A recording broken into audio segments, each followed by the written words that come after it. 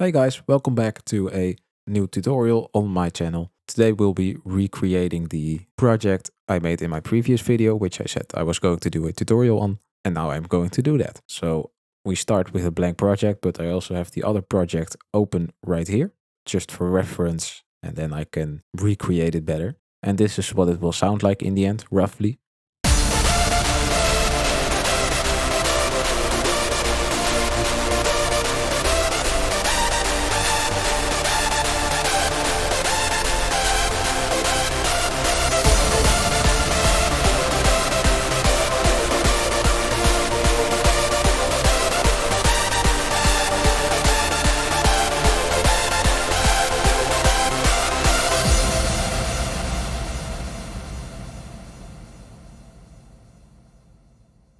So yeah, this is what it sounds like right now, and I'm going to recreate this in a new project. So yeah, let's start with the melody.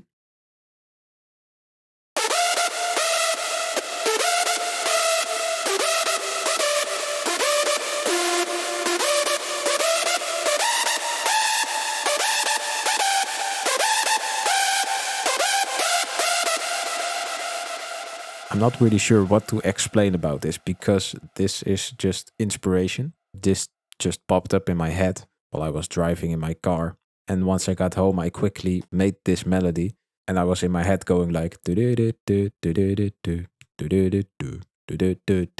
and yeah, I just tried to place it in the piano roll and this is what it became. So I guess it's just inspiration mostly. There aren't really any big rules to making a melody other than that it has to have structure.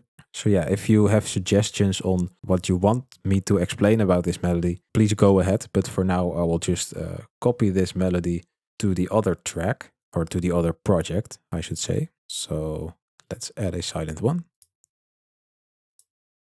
In its preset, let's just paste it here. All right. So now we have this.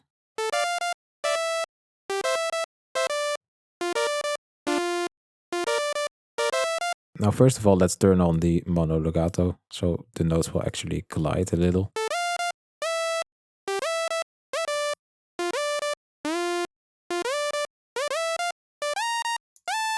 Now let's make the sound, or let's make the first lead, which sounds like this. And I'm just going to recreate that in here. So first of all, we have a saw in here. Let's set it to 8 voices. You can do it with 1 voice too, but the volume of the saw is a little louder now. And that's all you have to do for part A. So let's go to part B. And we add another saw, so 8 voices. And we put this oscillator 1 octave up, and we add a little D-Tune.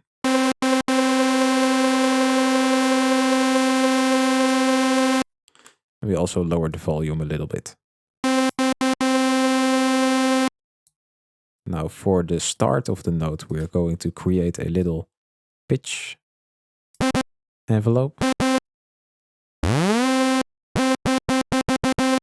Like that. And let's see. We're going to add some LFOs.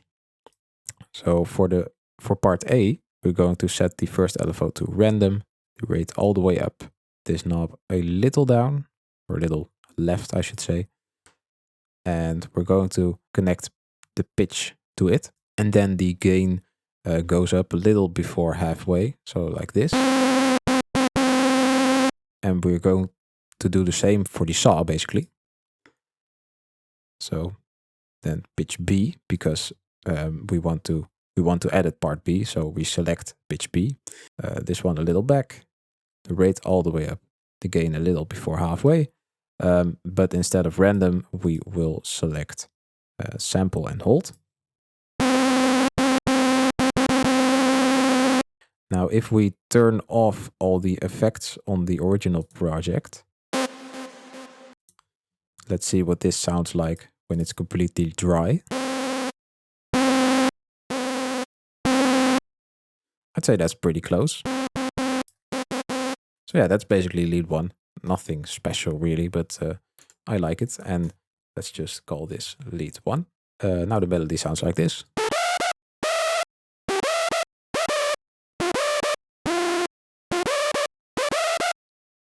And don't forget to set the BPM to 150, of course.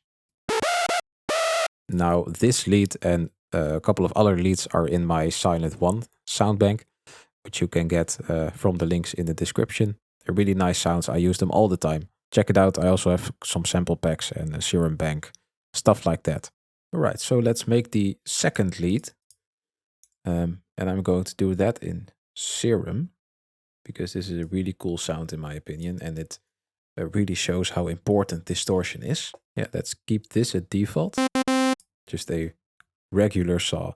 And then we are going to add a sub, and we set the octave to -4, which you won't hear, but it's very important for the distortion. Now for oscillator B, we will select analog, basic shapes, and select this one. Then we set the voices to 16, detune a little down, and that will sound like this. And with oscillator A, it sounds like this. This is nothing special really, but it will turn out really good, and I really love this lead. So let's turn up the attack a little to about 40, 50 milliseconds. That's fine. And increase the release a little as well, so we won't hear a clicking noise or a little bass sound when you stop playing the note. And now let's add a filter for both oscillator A and B. Put the cutoff a little up, which will sound like this now. And what we're going to do now in the first low frequency oscillator, going to do something like this. And we are going to drag LFO1 onto the filter resonance, and we're going to drop it a little bit and turn the resonance all the way down. Now what will happen is, if when we play the note, this filter will change. Now this is too fast, so we'll set it to bar. And we'll set the LFO mode to trigger. Now you'll be like, how is this a good lead? But we still have to add some distortion, and then you will really hear the magic. So let's go to effects, add a distortion, select 0 square, select pre, move this a little up between the top two, and move this dot to something like this, and the drive all the way up. Something like this, I think this will do. And now it sounds like this, which is really, has a lot of character. Let's add some monologato. And let's copy the melody.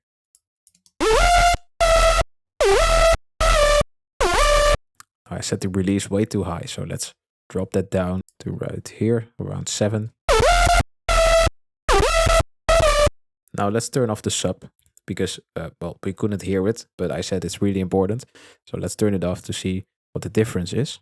So this is with it on. And now I'll turn it off.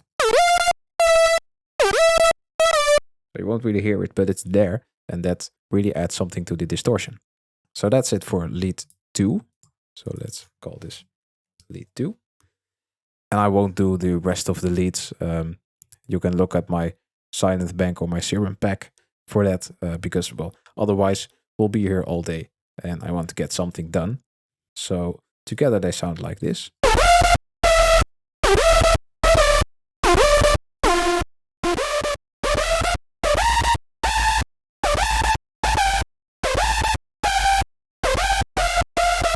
Which is pretty nice, but of course lead 2 has a lot of bass, which we don't want, but we're going to remove that with an EQ in the mixer. So for lead 3, let's copy lead 1, because lead 3 is also a silent 1. And it's top lead 4 from my bank, so this one, which I also think sounds pretty nice. You get a sound with a lot of character, which is exactly what we want. Now, if we want to make changes to our melody, we have to do it 3 times right now. And I don't want to do that, so I'll just add a layer. Open it up, and then select these 3 synths, or the synths which I want to play the melody. And then click Set Children. Then copy the melody in the layer, turn the volume up, and it will still play all these 3 synths. But now if I want to do a melody change, I just have to change 1 MIDI, which is great. Now let's add the chords. I will explain that a little. So let's add a silent one again for the chords. And let's name this chords as well. And this is also from my bank, chords 5. It sounds pretty cool, in my opinion. Let's also add that little pitch thingy right here.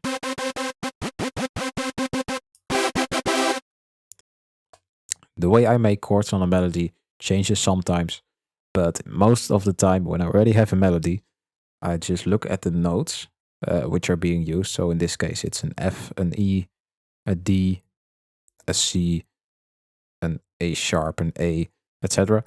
And then I will place the note on the main note of the melody, so the first note of the melody right here. And then I have to figure out the spacing between the other chord notes. Now you can make multiple chords with one F note. For example, you can make an F major chord or an F minor chord, but you can also make a D minor chord or an A sharp major chord. Those all have a F note in them, but not all will fit this melody, just because you use different chords in different scales. I'm not sure what scale I'm using because I did this all from my head. Now I know I can make an F major chord because all the notes from the F major chords are in my melody.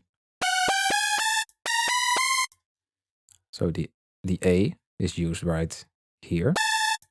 The C is right here. So F, A, and C are all in my melody. I can't make an F minor chord because then this A will be a G sharp. And I never use a G sharp in my melody, so it won't fit the scale of the melody. So I can try an F major, and let's make an inversion. Yeah, this could fit, but I also have a different option, which is a D minor chord, which is D, 3 up to F, and then 4 up to A, which also fit because I used the D right here. So let's play this. And this chord sounds better than the F major chord, which was this. So I use a D minor for this chord and for this section. So for these 4 beats, I will use a D minor bassline. And I do this for all the chord changes throughout the entire melody. If you really don't understand what I'm saying, I highly suggest you look up tutorials on how to make chords. It's kind of difficult to explain. Chords aren't that difficult, but I know if you're not that familiar with them, they can be really complex. I tried explaining chords to my girlfriend the other day and she gets it now, but it was quite a process. So yeah, if you don't really know a lot about chords, I suggest you look up and you really master those, well, at least those major and minor chords, because these are used the most in EDM music. So yeah, I'm just going to copy the chords from the project and we'll go from there. These are the chords.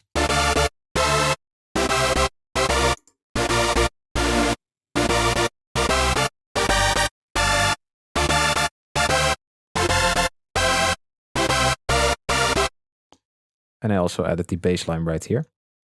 So as I said, I started with a D, which is also my bass line. Then this would be a C major chord. So my bass is C. Then I move on to an A sharp major chord. So the bass will be A sharp, etc., etc. So altogether it sounds like this now.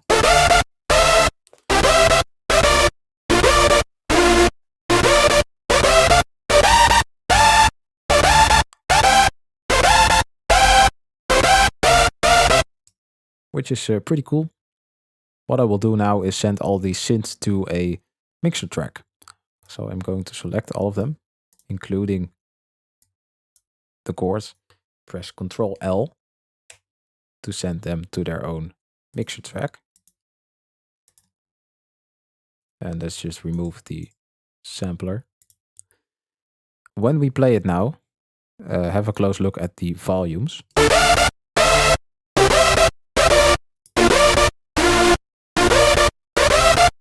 You'll see that this is clipping, and clipping is something you don't want because it just adds extra noise, extra distortion to your mix.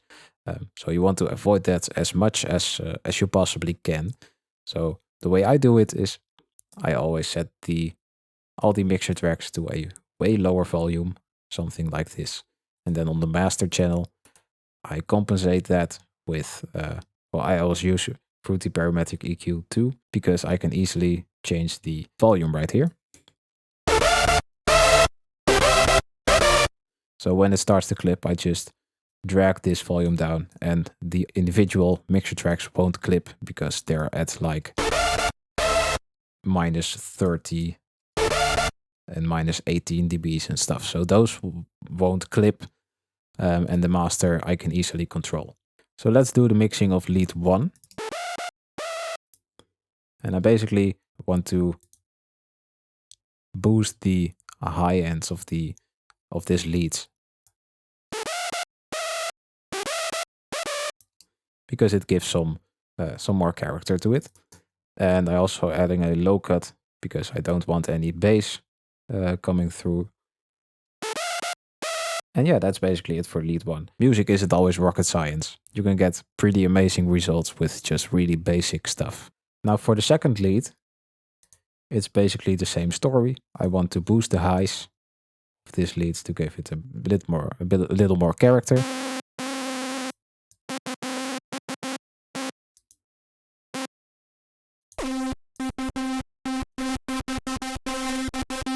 Something like this, and I will remove the lows of the sound as well. And for lead 3, we will do exactly the same thing. So add an EQ with a low cut and boost the highs.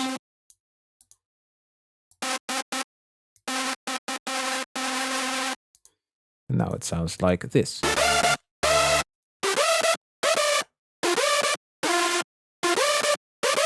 Which is pretty nice. Now let's do the chords as well, but you guessed it, I'm just going to remove the low end to about 150 to 180 hertz and boost the high end a little. And that's basically the lead mixing, not anything crazy. I like to keep it simple because less is more. Now we have to think about what leads or which lead is going to be the top lead. So let's see the volumes. Right now, lead 3 is our top lead because it sticks out above the rest, but I don't want that. I want a combination of lead 1 and 2 to be on top, and I want 3 to be kind of a support lead.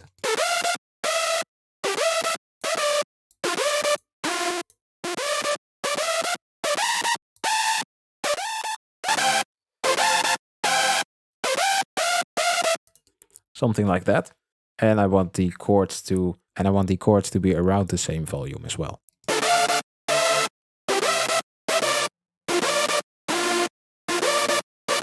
So now that this is done, we want to add some reverb, delay, and compression and stuff like that to these leads. So we'll just send those to a bus. So right click here, route to this track only. And now we set the volume of this. And yeah, that's how you route it to a bus. So let's call this melody plus chords bus.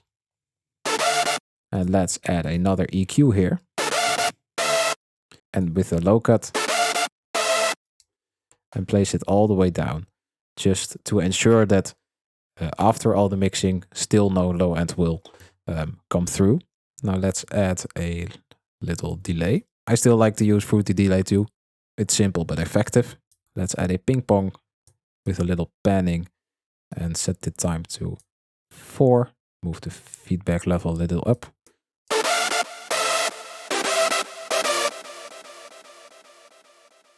That sounds fine. Now also let's add a little reverb. Around 15% should be fine. Depth at 100. I always do my high cut at like 10 kilohertz.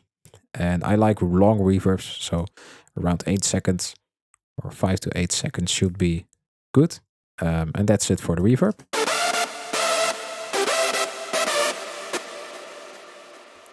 Now let's add some compression. And I use Oxford Dynamics Native for that. But you can use any compressor, just like you can use any delay or any reverb or any equalizer. But you have the chance that they all sound a little different, but they should do the same thing. So what we want to achieve is that the reverb and delay will get brought up when the leads are not playing. So when the leads are playing, you don't really hear the delay and reverb that much. But when the note of the melody stops playing, you want the reverb and delay to rise in volume. So let's set the threshold to about 20. This depends, of course, on the volume of the leads which come into the bus. So let's see if this compressor bar will change. And of course, let's turn it on.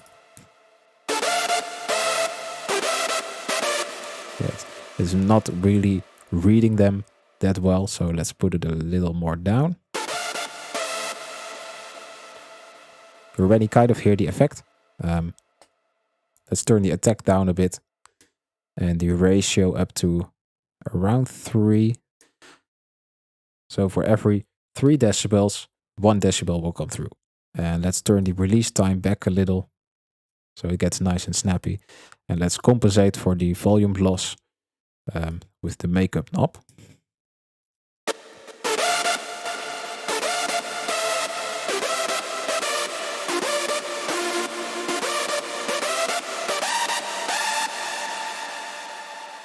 I don't know about you, but I think this sounds pretty good already.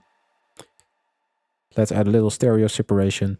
Not too much, but I like it a little. Now let's add some melody fills. And I'm going to be using the same leads for that. So let's clone these leads.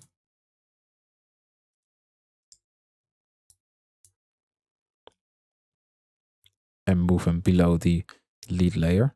I forgot to rename it, so I will do that right now.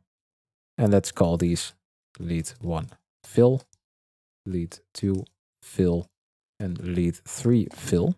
And let's add a layer so I don't have to do the MIDI 3 times again. Let's call it lead or melody fill layer. And what I will do here, after I select the children, is I will place notes on the bass line, which is D, right here. And this just really fills up the empty spaces. And I just want to follow the bass line in the empty parts right here.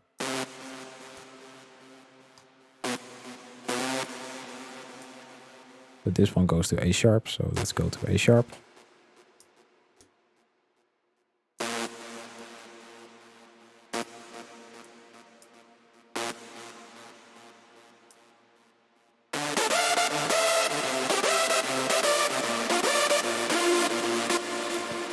And yeah, let's do that for the entire melody with the magic of editing. And there we go.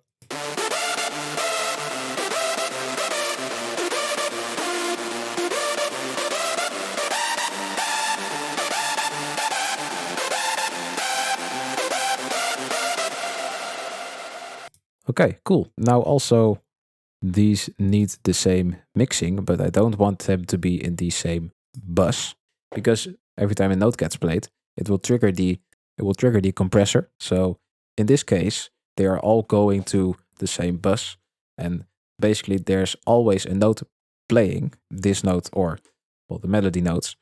So it will never bring the sound back of the reverb and delay back up as we wanted before. So I'm going to send these to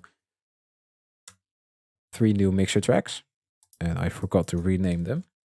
Okay, I renamed them, and basically I want the same effects as on these leads. Now I can just right click, go to File and drag, save this mixer track as onto here, but then I have to rename them again, and I don't want to rename them, and since they only have one EQ, I'll just copy the EQ over, and I'll do the same for the other leads, and then I can copy the bus over, and I select these leads, and I will send them to this bus. And I will rename this bus to melody fill bus. So now we get the effect we want.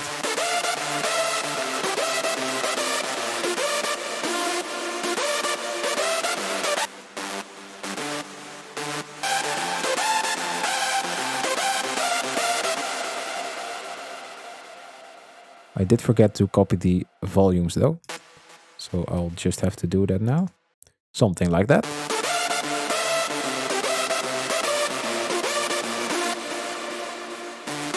Right, it's starting to sound pretty good already. Now we want to add a bass line, which will just be an easy supersaw.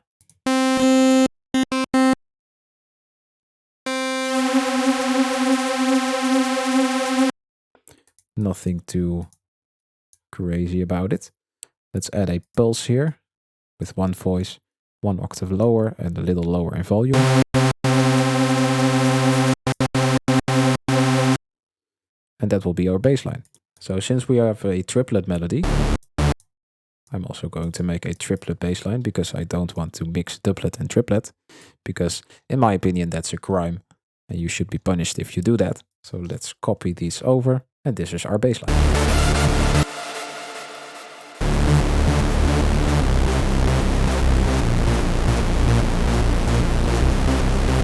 Pretty simple. Let's call it bass and let's send it to the mixer, and let's give a little reverb to it, but obviously not to the low parts of the reverb. So I will use Fruity Reverb because I'm still not sure on how to do a kind of a low cut in Valhalla Room, and I'm too lazy to find out really. So I'll just use Fruity Reverb for this.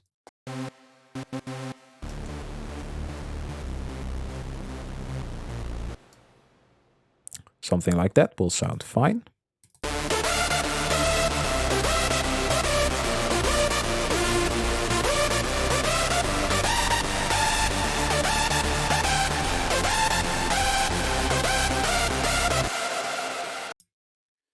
And this sounds pretty good already, but we're going to fill it up a little more.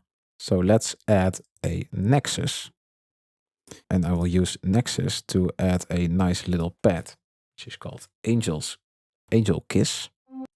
And I really love this pad. Really like the sound of it. I do want the attack to be a little less long though.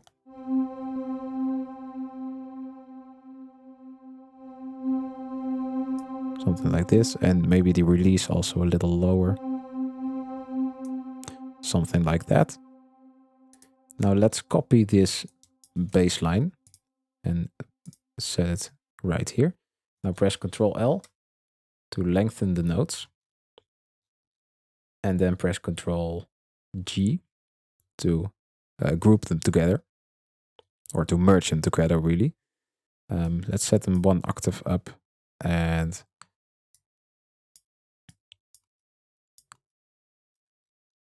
let's do that.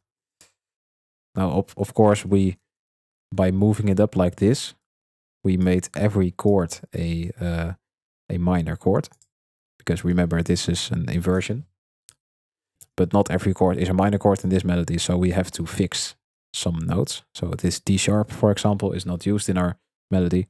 So let's move it up 1 note, and let's listen to it. You'll automatically hear when something is wrong.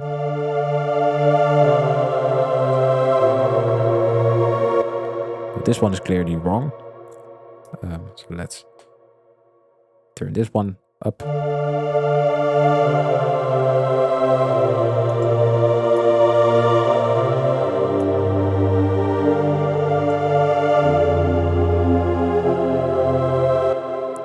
And this one with the G sharp is wrong as well.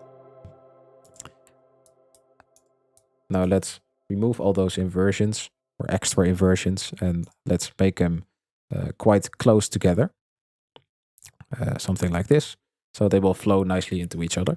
Let's call this pads and send it to a mixer track with a low cut.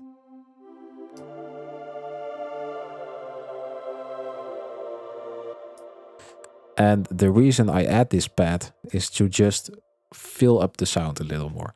A lot of people just have a melody, chords, and a bass line, but they forget they can add a lot of other stuff as well, like pads and arpeggios and voices or guitars or whatever to fill up the sound, because they don't have to be loud or they don't have to be that present. Something I always say is you hear it when it's missing.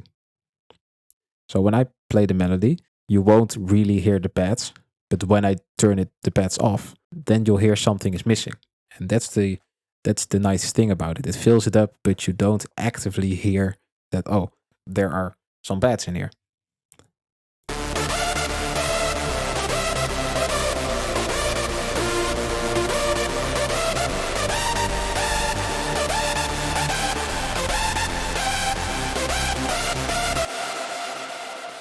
So I just turned them off, and maybe you heard it as well. And maybe just like me, you heard that something was missing when I turned the pads off. That's exactly what I wanted. So let's add one more thing, which will be the arp, which will also be Nexus. So for this one, I used a preset called Lava, which is a little spiky. So I added a little attack.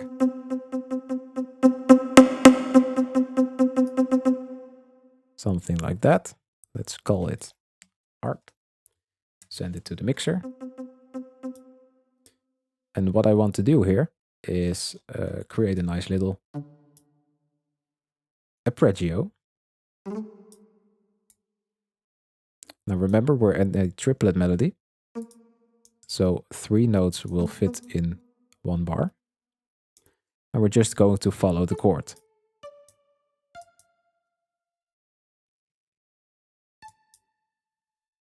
D, F, A. So something like this. And then let's go back.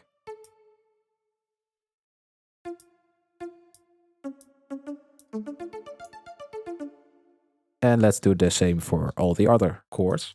And then it will look something like this.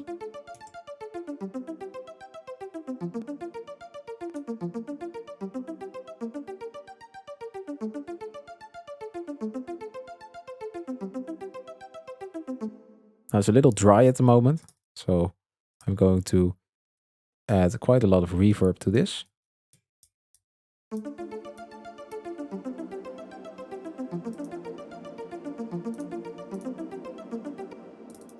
And a low cut as well. Because again, just like the pad, this is more for to fill up the space. So let's play the entire thing now. And adjust volumes if I need to.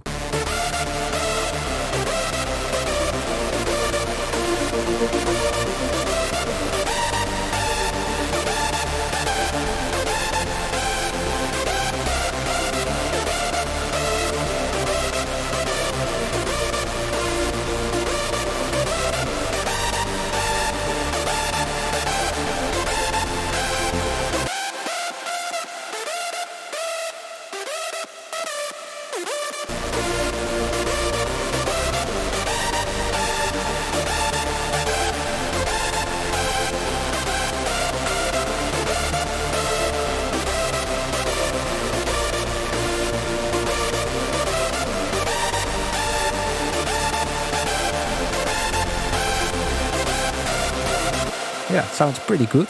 Let's compare it to this melody.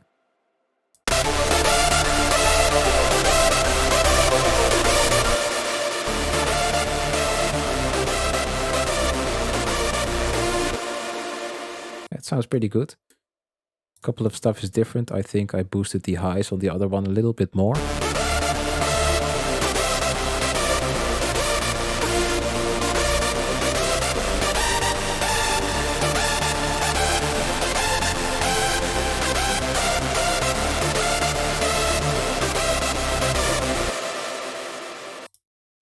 And maybe I added a little more reverb.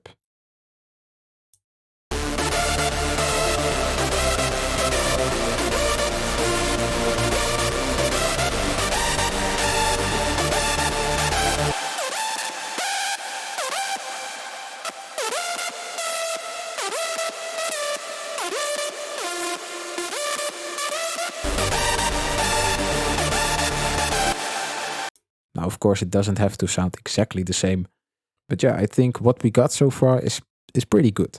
And when we add it to the playlist, we'll still need to add samples and stuff. So that will fill up the sound even more. So yeah, this sounds pretty good for now. I'm pretty happy with it. So I'll just save this. And let's continue with the samples. I'm going to keep it pretty simple for the samples for now. I'll probably just use an impact, clap, some punchy kicks, and crashes and sweeps. So yeah, let's do that. So let's first add an impact, which will be this one. And let's also add a crash on top of it. I like this one. And maybe some sweeps. So sweep down 1 and sweep down 3. I think that will fit nicely. It's way too loud, of course. Because remember, we have turned everything down right here and boosted it in the master channel right here. So we have to send everything to a new mixer track. So I'm going to select these and press Ctrl L to send them all to a different mixer track.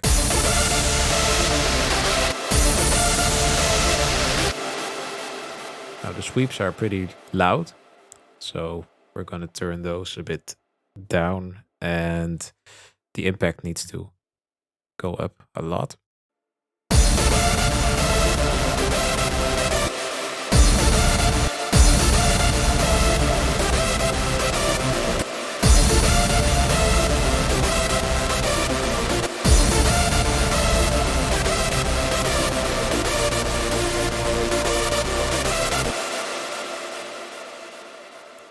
So I think this level is pretty nice for the impact and the crash as well.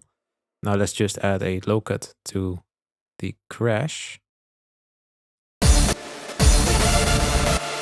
maybe a little dip in here dynamically, because this is a kind of a sharp frequency.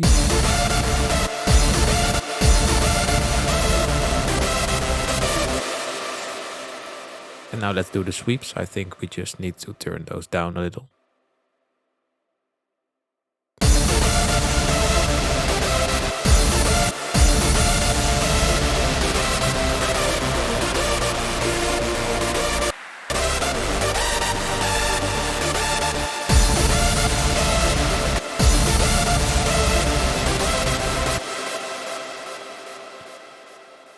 Something like this. And let's add a low cut here as well. And a dip here in here as well, because those frequencies kind of overlap with the crash and the 2 sweep downs. And also you have a lot of high frequencies in the leads. Let's do the same for this one. Yeah, let's put it down here as well.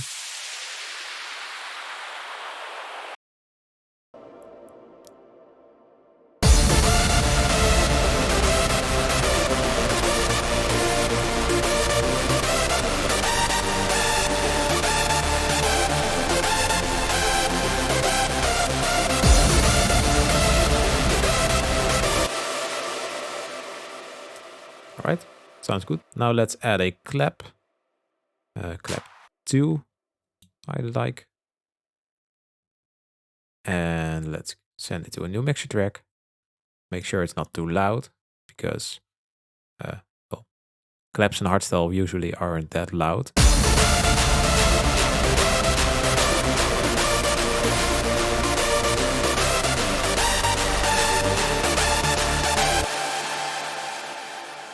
Something like that, and a low cut here as well.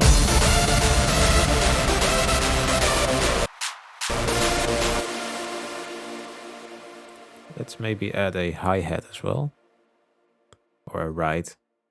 I like this one. And let's add it right here to have something kind of in the middle. If you didn't know, I'm doing this using Control B. So press Control B and it will copy it after the previous one. Let's also reverse it. So it will enter nicely like this.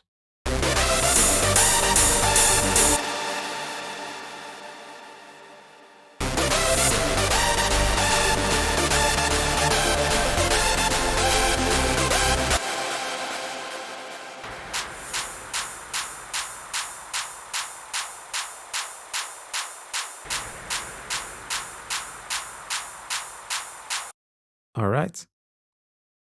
So this stuff right here comes in kind of all of a sudden. So we need a little introduction, just like we had with the hi-hats or rides or whatever you want to call them. So I'm just going to add a little reverse crash. So we're going to grab the crash without a delay.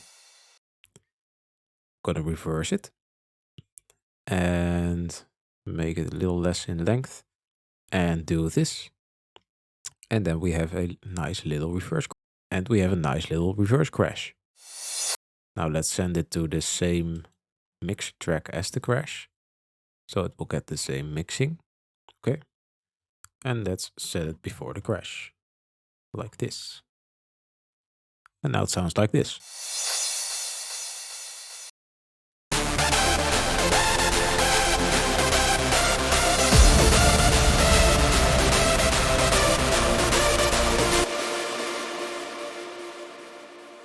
Just blends in better like this. Now let's also add a kind of an uplifter. You can easily make that with a saw and you'll just pitch it up and maybe you bend it left and right or something. I did that already with this one. And if I just fade it in like this, send it to a new mix track, copy this stuff. It sounds like this, by the way.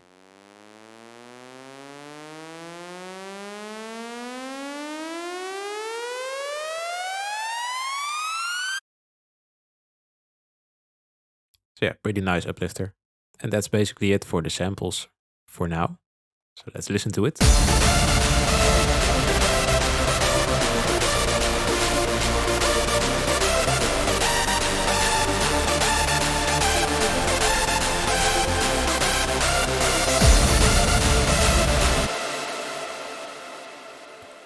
Now let's add a punchy kick. This one. And send it to the mixer track. And let's Control B. Now, one thing we're going to do right now is sidechain the bass to the kick or the kick to the bass. I'm not sure which way is the correct term, but if you listen right now, yeah, they both get played. And they kind of clash in the low region. So you can do this two ways. You can kind of do a volume sidechain, which is the free way. And the paid way, which I like more, is adding a track spacer. And if you don't know what track spacer is, I can show you. So we're going to sidechain the kick to the bass, sidechain to this track, and on the bass we're going to add the not this one, track spacer. And it looks like this.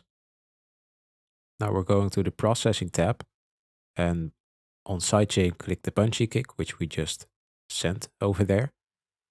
And if we play it, you'll see what happens.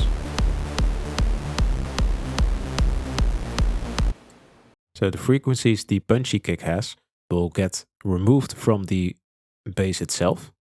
And this is the amount of that. So we can do it a little extreme so you can hear it better.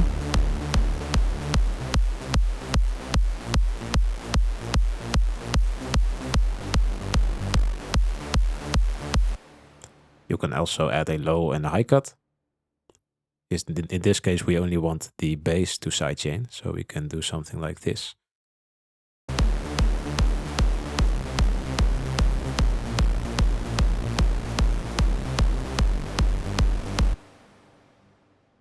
And if we make the kick shorter, then the bass in the... So I usually do it like this somewhere, because then the second half of the beat will just have a clean bass.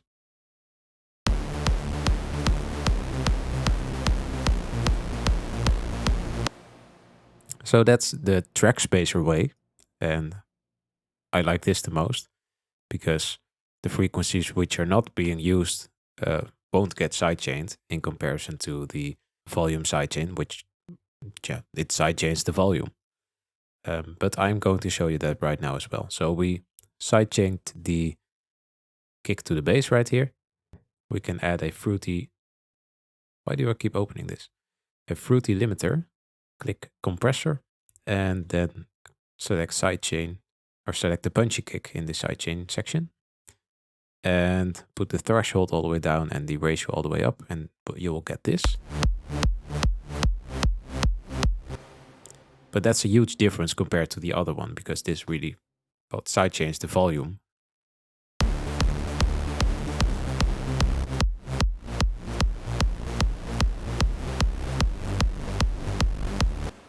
So maybe it's kind of a taste thing, but this is basically the comparison.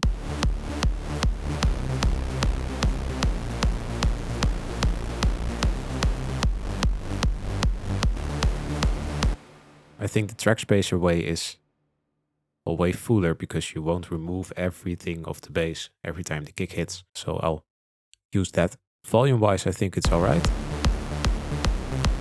Maybe a little louder. So let's listen to the full thing now. Okay, so I changed some volumes because they weren't all great. So I fixed those, and now it sounds like this. I didn't do anything else. I just fixed some volumes. And it sounds like this now.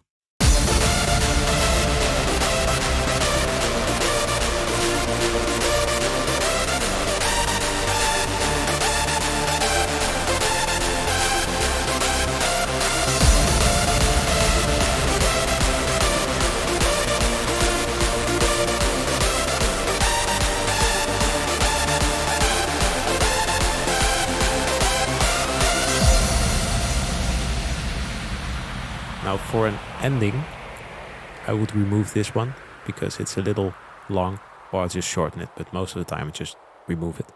But anyway, this is it for now.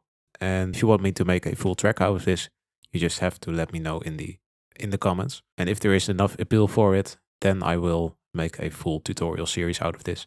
And we're going to try to maybe even release this track. But we'll see how it goes. Just let me know. Just let me know what you think, and if you want me to make a full series out of this. I will leave a link in the description to this FLP as it is right now. So if it will get a tutorial series, then you can follow along with it. So yeah, let me know what you think. Do you want me to make this a full series? Leave questions behind. Yeah, stay safe. Have a good one.